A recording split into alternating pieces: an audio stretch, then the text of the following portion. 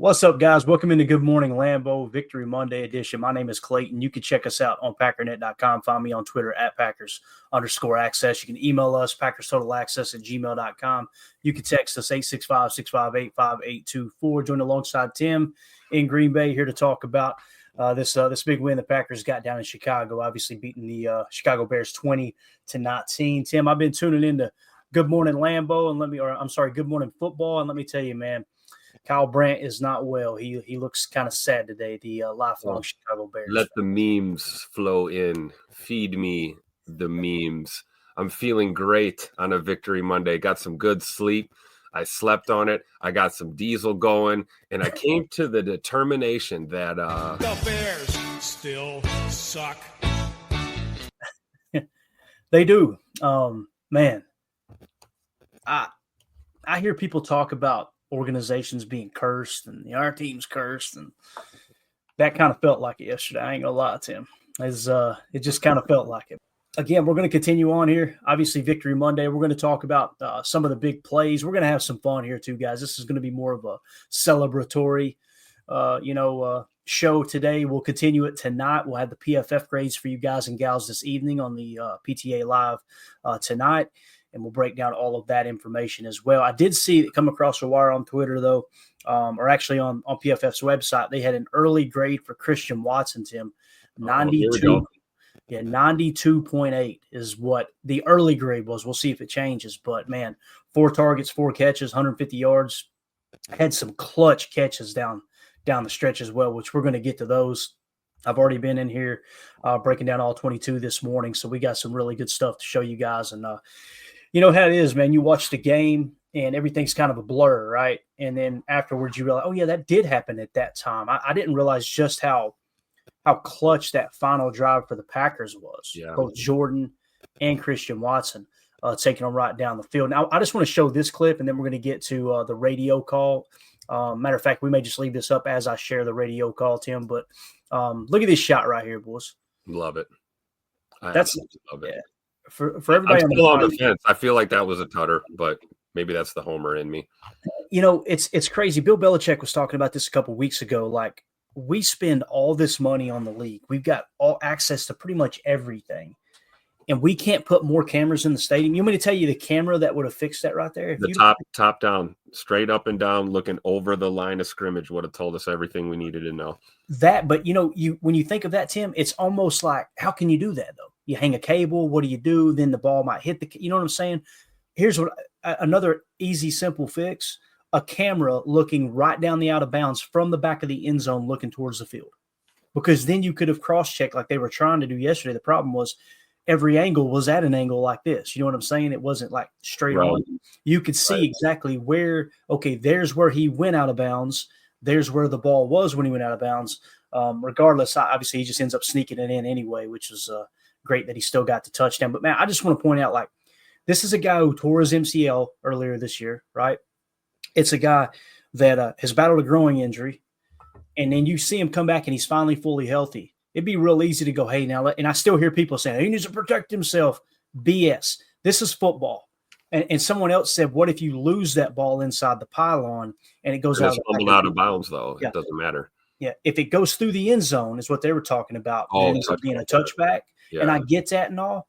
But, guys, football players have got to play football. Those type of plays are going to happen. Yep. You know, it's going to happen. This dude, I've been as critical of Jordan as anyone. He struggled this year. There's no two ways about it. The interception he threw earlier in the game, air milled it. That was more of a technique thing. Yep. Ball got away from him. That's on him. But when you see the game is on the freaking line and you watch what he did, I'm going to show another play here in a minute, the Christian Watson 60-yarder, where he just stepped into an absolute buzzsaw to deliver that ball. And Scoot obviously makes a great diving catch, has awareness to get up and take it on up the field. But we do have something else I want to play here real quick. We get the radio call for the game-winning kick here, Tim. I'm going to keep this up, though, so we don't get hit with any kind of copyright here. But here was Larry McCarron and Wayne Larrivee on the call for the game-winning kick. I'll try not to blare everybody's ears out. The two absolute best in NFL radio right here. I love it. Definitely. So this is the block kick at the end of the game. Here are just a couple of goats calling it here. It's about 2 minutes long, but enjoy. Well, he had a 43-yard field goal blocked by Jacksonville and missed from 56 yards against the Colts. Can the Packers get a block here and escape Chicago with a win? Wayne called it. Bay 3 seconds ago. They'll place it down to the left hash mark. 36-yard line, 10 to the end zone. 46-yard field goal attempt. Torrey Taylor on the hold. Scott Daly the snap. Cairo Santos for the game. Signals being called. Here's the snap. Placement made. The kick is blocked. It is blocked. It is blocked. And the Packers have won. Beautiful. It is blocked. It comes up short. And the Packers have won 11 straight over the Bears. 20-19. Oh, my goodness. What a finish. John Kuhn, what did you see?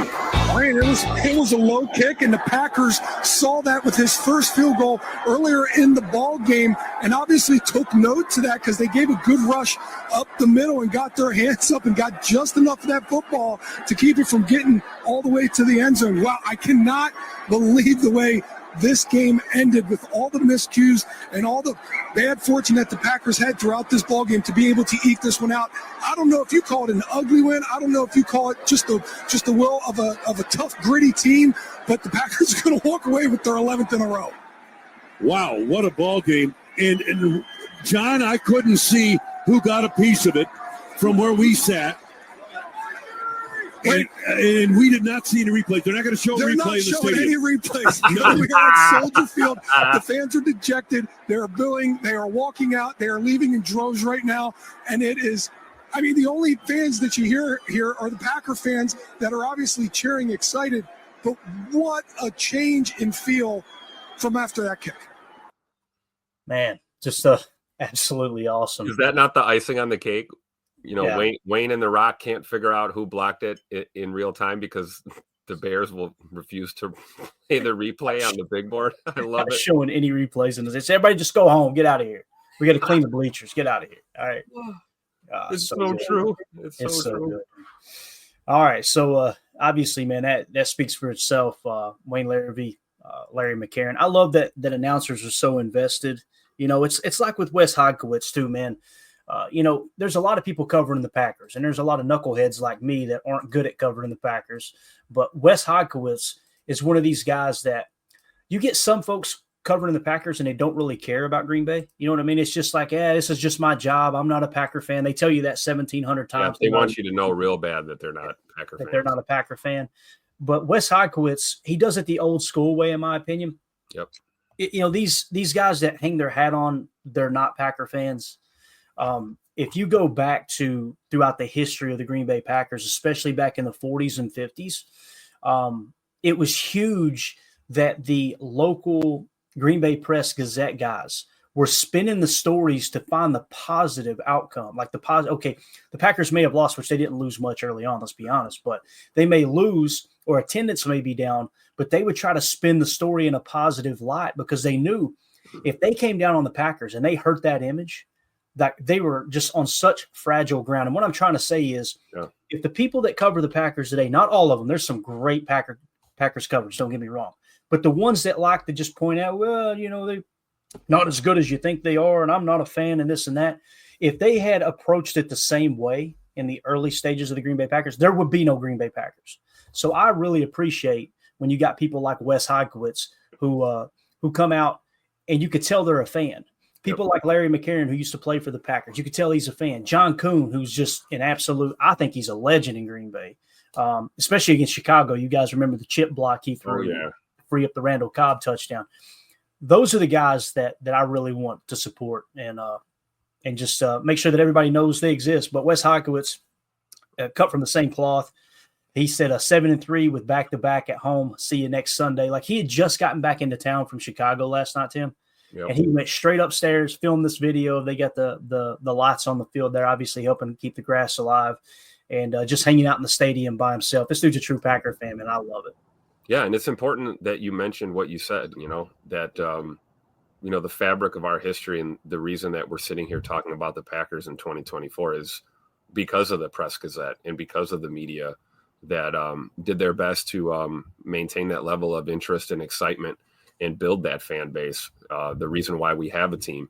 And yeah, you're right. Wes is like a throwback, man. He's a throwback to the old days. And just love this shot right here, man. This is what's so cool about it too, is because, we don't get this kind of access, right? We're fans. We don't have a biometric scanned programmed thumbprint where we can access 1265 whenever we like.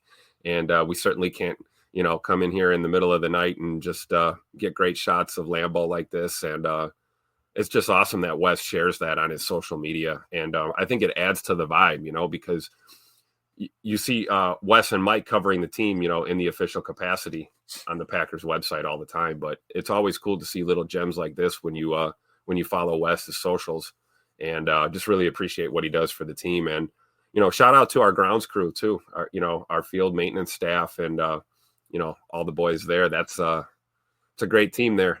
Look at Lambeau looking beautiful, getting ready. The tundra will not be frozen as we get ready to defeat the 49ers on Sunday. So I love this, man. Shout out to Wes Hockowitz for real.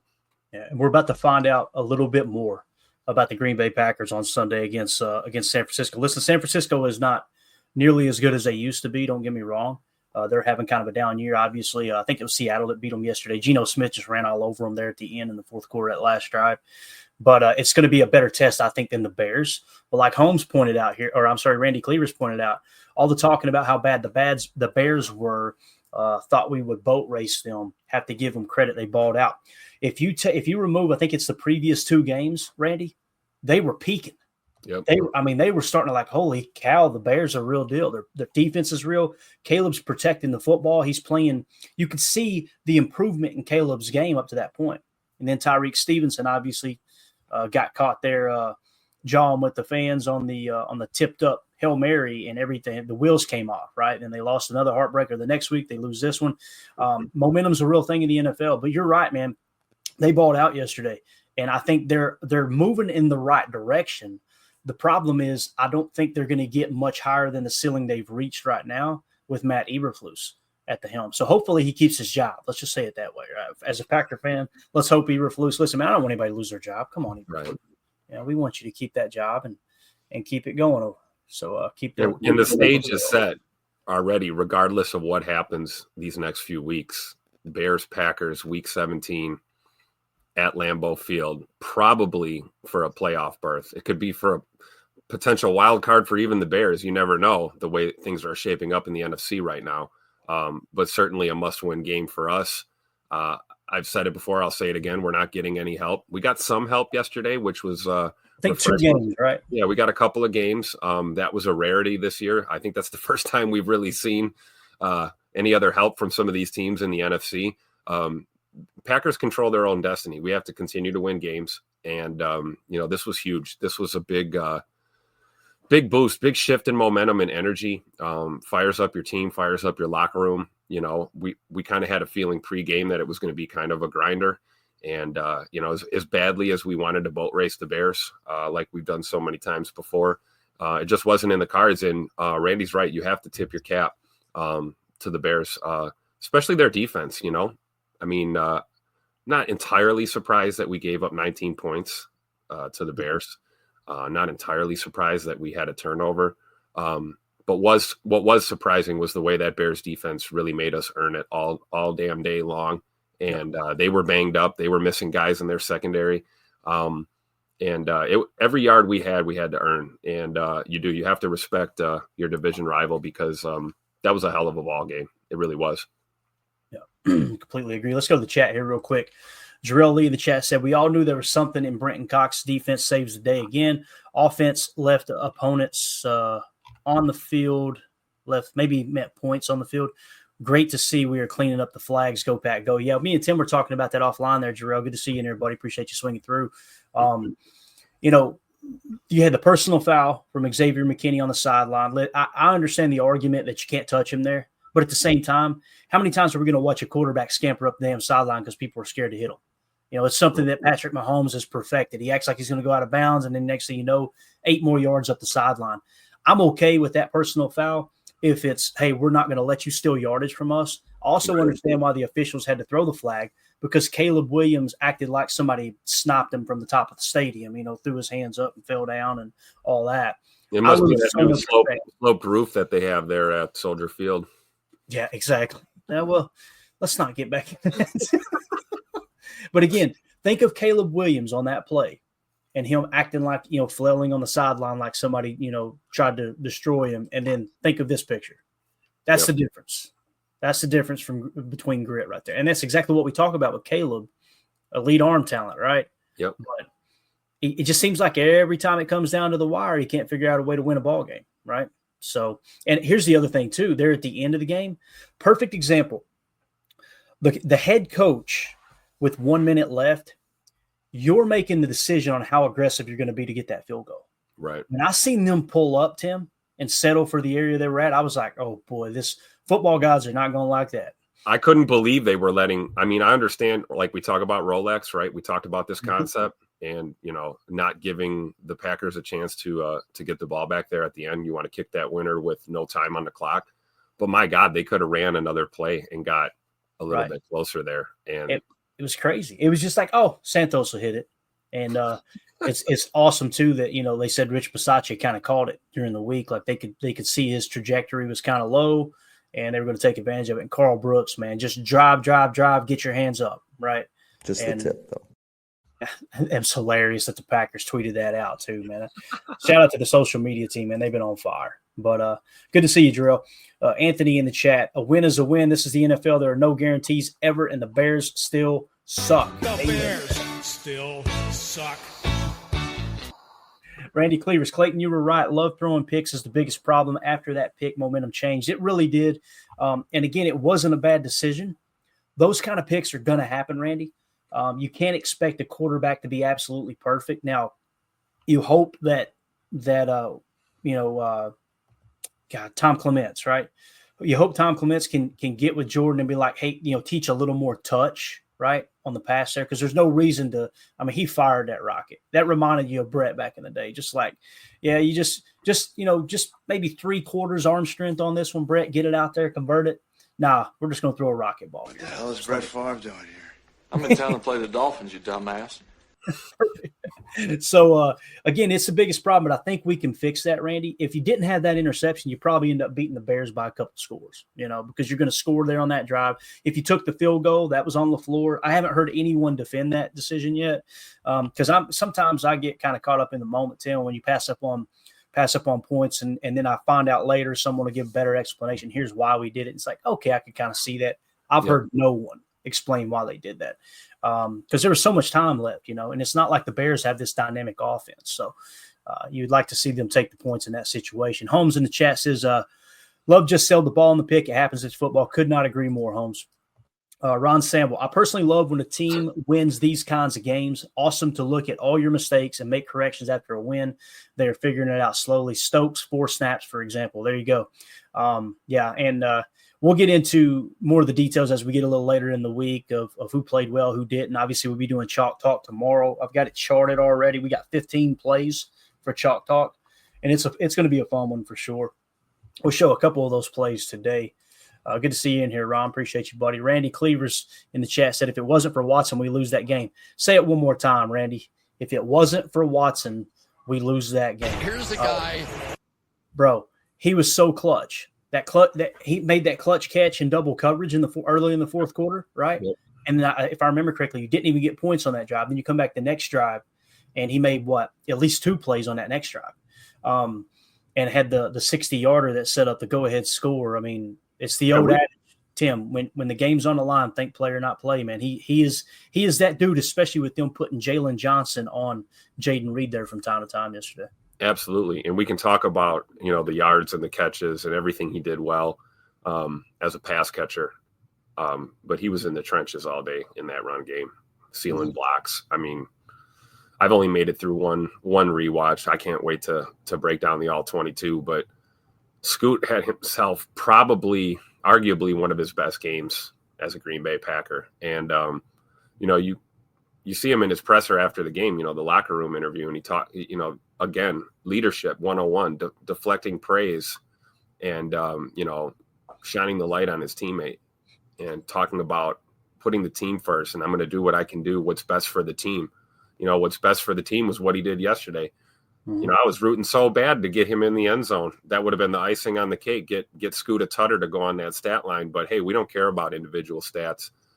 We care about getting the dub. And Christian just balled out, man. You talk about putting your body on the line.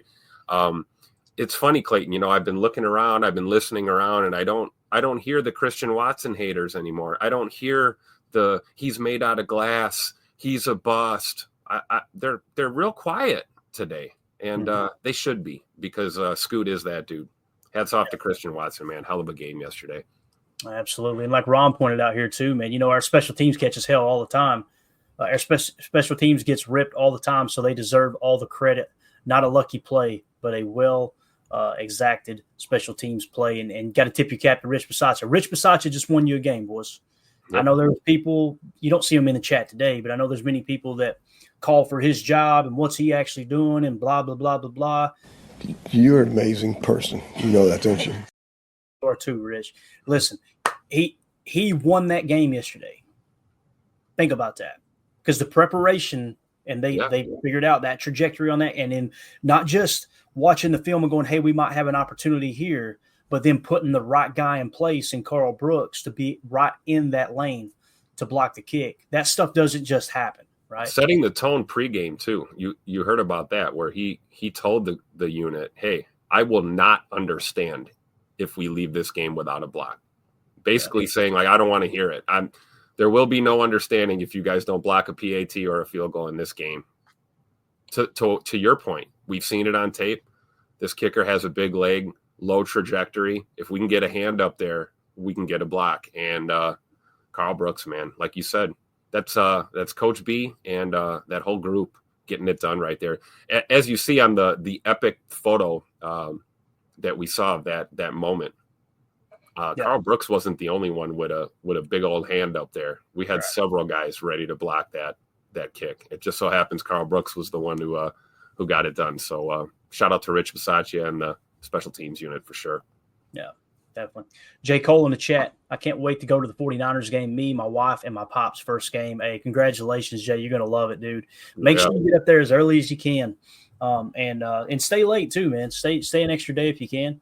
I like to get up there a couple of days early and just kind of hang. There's nothing better than hanging out in Lambeau when no one's around, getting a private tour of Lambeau where you might be like me and Mandy, we set up an actual private tour of Lambeau where it was just us on it. We had two guides and they just had all their attention on us. It was absolutely awesome.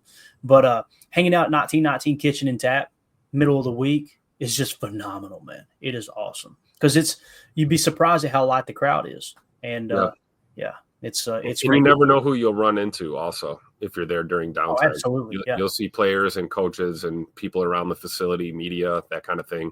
You might run into one of your favorite Packer beat writers that you want to say hello to.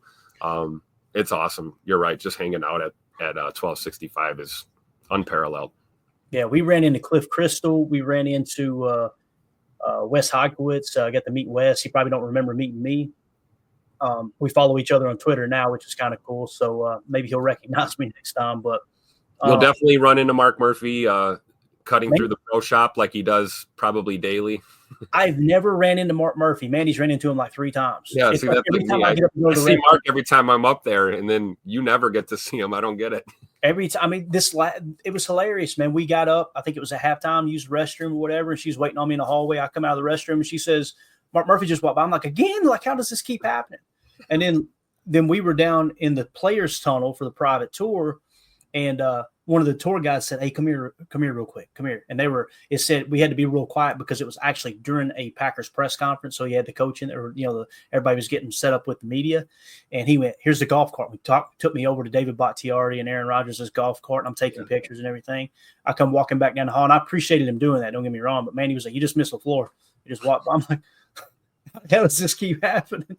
She's met everybody in the building. I haven't met anybody. That's like the hot zone right there, right? Down in the corner there by the tunnel, locker room access. Yeah, for sure. I love it.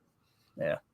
Good to see you, Jay. Appreciate you swinging through, man. Let's get to the locker room speech here from Coach LaFleur. And really, guys, this is pretty much we've echoed, I should say, everything Coach LaFleur said last night. A win is a win.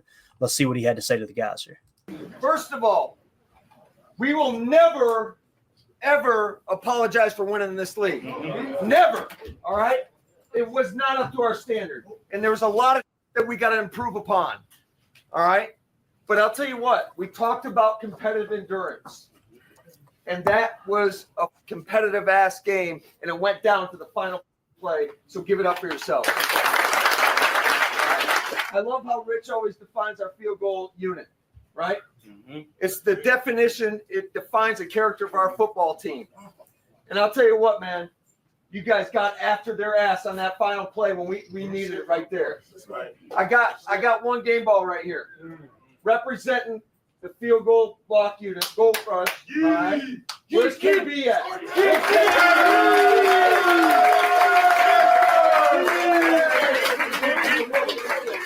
And I love the fight of this group. All right. This gives us an opportunity, coming off a win, to get back to work. Hey, let's go, man. Pack on 3. 1, 2, 3. Pass. Good stuff there from the head coach, Matt LaFleur. Kind of letting the team know, look, man, it really does show the grit that this team has, but at the same time, we got a bunch of stuff you got to clean up. Got a bunch of stuff you got to fix. I don't know. It feels like a running theme, right? Every week there's always going to be something you can work on, and you appreciate that mindset, especially with a younger football team where guys are never satisfied. And in the same breath, Tupac LaFleur laying down the law. We're never going to apologize for a win, even an ugly, grimy win on the road. We'll take it. 1 point, 100 points, doesn't matter. A dub is a dub. Definitely. Ron Sample in the chat here, Tim. He says, I run into Mark Murphy 65% of the time. 65%. 65%. That's what I just want to have a cold beer with that dude, man. Oh, man, for sure. Hey, retirement's coming up, right? We're up in August, I think, next year. So maybe we'll have some daddy sodas over at 1919 with Mr. Mark Murphy one last time. That'd be nice. My favorite part of Mark Murphy being the president of the Packers here lately is his Murphy Takes 5 in the last year. Yeah. When people get rude with him, it's easy just to throw that one to the side and go to something that he calls them out. It's hilarious, dude. He's what do we got to lose? Last year, let's go out with a bang. Yep. And that's one of the things I love most about Mark Murphy during his tenure here is the fact that he's extremely accessible to the fans. There's not a lot of owners in the NFL out there that are accessible to the fans. And of course, we're a little unique here. We are the owners, and Mark is our president. And it's just refreshing to see someone who will always take the time to stop and chat with you. He probably has the same conversation with 10 different people 10 times a day, but he always does it, always takes a minute, and just real grateful for Mr. Murphy and his service. So wish him the best in retirement as he goes forward. But we got a Lombardi to bring home this year, so keep up the good work there, Mr. President. Yeah, as Drew says here in the chat, I wonder if Murphy will remain an advisor like Thompson did. That would be awesome. Hopefully he does, but at the same time, being in football that long, I can understand if someone wants to just disappear too, Right. Hopefully he does, Drew. I think he's done a hell of a job, man. I really do. It's amazing how the people who don't like him, they've never even been to Titletown to see what he's done up there. Some of those folks haven't even been up. And it's Mark Murphy's here. He's a big bumbling idiot, this and that. And then, anyone who understands business, you go up there and see what he's done with that area. I mean, Tim, I know you remember it. I remember when the big Kmart building was sitting over there. There was nothing around Lambeau. It was like there used to be nothing around Lambeau other than Kroll's West. And then they built the atrium. So now we got this year-round attraction, which that was Bob Harlan that cranked that up. And then Mark Murphy just took it to a whole nother level, bought a bunch of property up, and just started building up Titletown. You can go over there 12 months out of the year and have a good time, can you not? Oh, yeah, absolutely. And, this time of year is probably one of my favorites, right? You get into late fall, early winter. Before you know it, Arians Hill will be open. We'll be tubing and we'll be ice skating out there at Titletown. And you're absolutely right, Clayton. I remember it was there was a little church, there was Kroll's, and there was a Kmart. Those were your pregame attractions. You go to church and grab a daddy soda afterwards and go watch the Pack. That was about it. Maybe even go over to Kmart, get yourself an extra layer on the cold days. But it's a totally different ball game up here now, and it really has. It's spawned a lot of other development in the area, and it's going to continue to grow. And, on that topic, looking forward to seeing, what Ed Policy does moving forward as he ushers in the next era here in Titletown. You got to love it. Yeah. Coach Lynn just made a comment here in the chat, Tim. If you will highlight it real quick for me and read it. It's talking about LVN. I didn't recognize this. What I love about doing the show is the listeners teach me way more than I teach anyone else. But yeah. Go ahead, read it for me. Coach Len in the chat, LVN pushed Brooks in the back to help with that block. Yes, he did. And if you see from that, I know what Coach Len's talking about here because I watching it back. You could see Carl Brooks was basically like wrapped around the waist, being pulled. Yeah, being hooked, right? Yeah, being hooked. And that little extra, whatever you want to call it, brotherly shove, the tush push, whatever we want to call it. A little bit of help from your friends. Shout out to the Luke Ness Monster here, helping his teammate get it done. Let's see if we can see it. Yeah, here we go. We're going to go slow motion, so it'll take a second. But let's watch LVN in the back. Yeah, see him loop around right here? Yes. And he's got his hands right underneath Carl Brooks' ass cheeks, for lack of a better way of saying it, and pushing him in the air. Look at that. Love it. Love it. Look at that pile right there, too, man. Yep. Like, they drove the hell out of that pile, man. Let's watch it one more time. Great catch there, Coach Lynn. That is absolutely awesome. LVN helping make that play there. Let's go to the end zone cam real quick and check it out as well. Oh, that's going to be a great angle. Oh, this is a good look right here. So you see they're overloaded left, but the block happens on the right. So Carl gets the push through. Watch LVN. Yep. That is awesome, dude. Absolutely. And he caught a lot of heat, right? I heard a lot of fans talking about LVN didn't do much in this game, blah, blah, blah. Well, we see it here. I've even heard the same thing about Tucker Kraft. Tucker Kraft didn't really show up. Are you kidding? Tucker Kraft was the one who pushed Jordan Love into the end zone on the go-ahead touchdown. So, take your eye off the ball, right? Take your eye off the ball and start watching what's happening on that field. And you'll start seeing gems like this. Great eye by Coach Len to pick this up on the tape. Yeah. Absolutely. Appreciate you, Coach. You are the man. And we wouldn't have even caught it if you hadn't brung that up. I know Tim caught it, but he didn't mention it. And I didn't catch it at all, man. It's the first time seeing it. I just love the setup, too. The plan was to block there on the right side from the defensive perspective, but they've got it overloaded left, probably to allow that extra penetration on that side, right? Yep, absolutely. Yeah, just phenomenal. Look, is that Carl looking back? I don't know if you can see it or not, but he's looking back at the ball like, did we get it? We got it. Absolutely awesome. Goodness. Man. Incredible.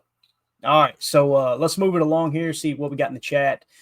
J. Cole, this was interesting. J. Cole said, crazy enough, the OC we played against yesterday was the one we played against last year against the Panthers. I remember how close that game was. Yeah, it might be something, just a good matchup. He understands how to face this. I know it's a different defense, but as you guys hopefully people have caught on, when we were talking about Jeff Hafley coming in and any defensive coordinator move you make, they make it sound like it's going to be so different. And we screamed all offseason, don't expect that. Like, there were people expecting us to run man coverage the large majority of the time. And it's like, that doesn't even happen across the league.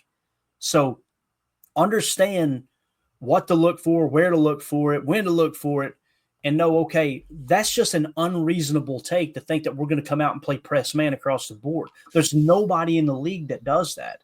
There's some teams that play it more than others. But let me give you an example real quick.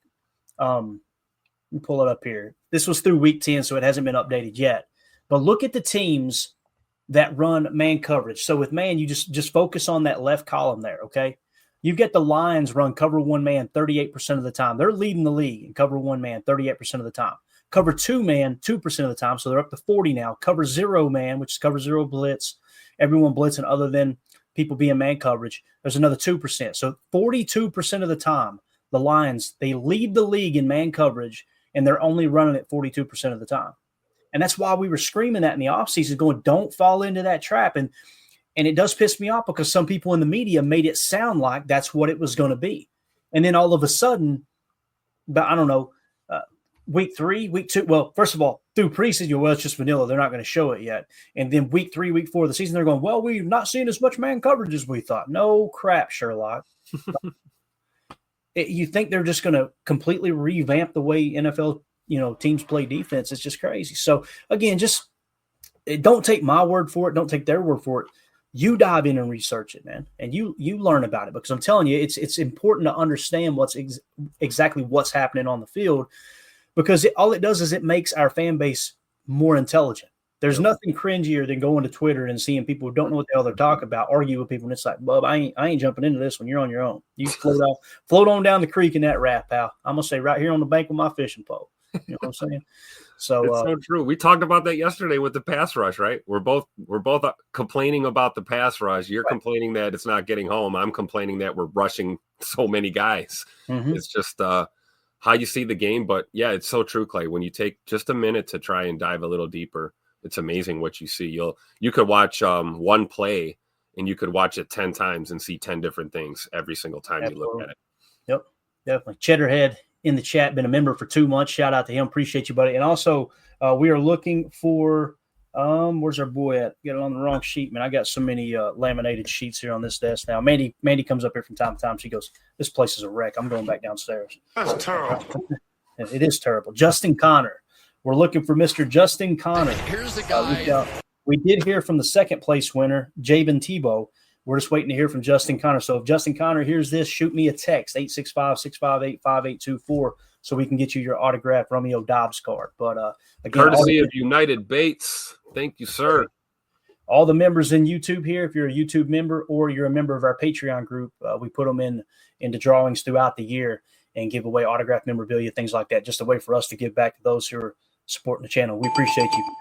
Cheddarhead says, flying to Green Bay for Thanksgiving, hoping for a blizzard, man. That's the way I learned the hard way, Cheddarhead, that you got to try to hit December. Every now and again, you'll get some November snow, right, Tim? Sometimes on Halloween, like a couple years ago, right? Yep. But my goal is when I go up, I typically go December, because the sledding hill will be full of snow. And sometimes you can luck up like we did a couple years ago and catch a blizzard in town. It was absolutely awesome. But good luck there flying in for the game on Thanksgiving. That's going to be a fun one, Tim. Get settled in after time with family that evening and watch the ball game. It's going to be a treat. And bringing Miami up here to play in the cold, you got to love it. Yeah, definitely. Badger Trio with Super Chat. Sean Cox, I fell in love with in camp. Undrafted Jim. It's been Jacob's guy for a long time too, Badger Trio, as we've pointed out numerous times. He's got a ton of talent. He was one of the most highly recruited players coming out of high school. He ran into personal issues in college. He got kicked off 2 different teams, and that's why he wasn't drafted. If he had just been a straight shooter through college, Tim, not gotten in trouble, probably would have been drafted in one of the first 3 rounds. Like, he had that kind of talent. Now, there's a bit of a conflict between, is he a stack backer? Is he a pass rusher? You can tell the Packers have really pressed into him being a pass rusher. And I think it was Jacob that pointed out yesterday, he felt like Cox was a little thicker yesterday. Tim, what did you think of Brenton Cox? You think he put on a little weight? Looks like, huh? It looks like it, yeah.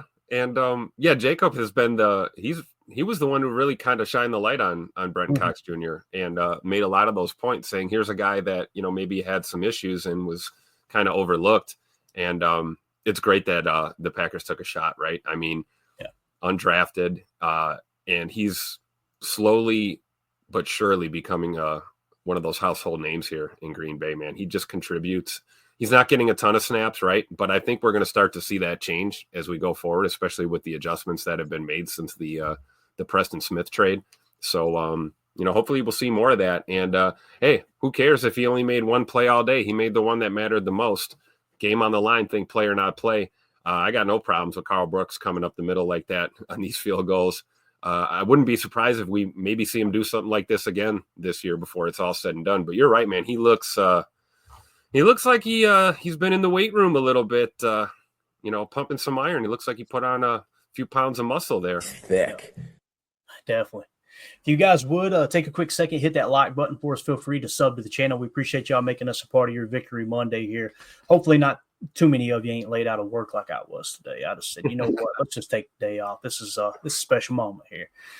It's funny too, Tim. If you barely squeaked by with the win and it hadn't been so dramatic at the end, I wouldn't feel this way. But it's just like, I don't know if you guys have seen the reaction videos. I've got one queued up I'd like to play. I wish we could play them all, but man, there is some bad language in it, but these Bears fans are melting down. And part of me, as a fan of a football team, being the Green Bay Packers and multiple college teams, it's like, I don't want to pile on.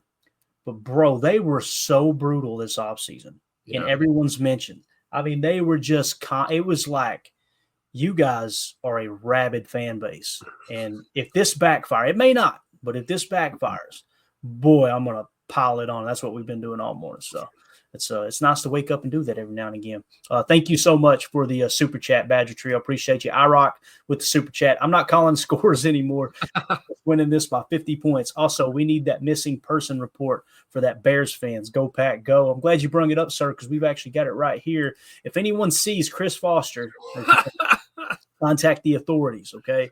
And those authorities are at 865-658-5824. Shoot us a text and let us know. Matter of fact, everybody in the chat, let us know what you think, where you think Chris Foster is today. What's your theory around this missing persons report? And then, of course, he says, I don't know. I'm not a doctor. He says, hope you guys online tomorrow, not after beating. So he obviously we were there. You weren't. Yeah, it's just weird. Maybe he had something come up, though. You never know. Again, Chris Foster. Looking for him if anybody finds. Sit your butt outside. Might be where he's at. So, iRock, thank you so much, buddy, for the super chat. And listen, I don't do game predictions either for that very reason. I'm gonna be going back on a podcast around the NFC North. I think next week they invited me on, and they're gonna ask for predictions, and it's the thing I hate the most. I'd rather talk about kind of the details, the ins and outs, the X's and O's, that type of thing. But I will give some predictions on there. And I hate doing it, but yeah, man, you're not the only one to swing and miss there, iRock, no doubt. And also shout out to Cheesehead Murph, been a member for 10 months now. You are the man, Murph. Special teams have won us 3 games this year. Think about that. Yep. And we're trying to run Versace out of town, right, Murph? It's crazy. So appreciate you supporting the show, man. You are the man. For those of you listening on the pod, that's going to do it for hour 1. We will see you on the other side for hour 2. We appreciate y'all.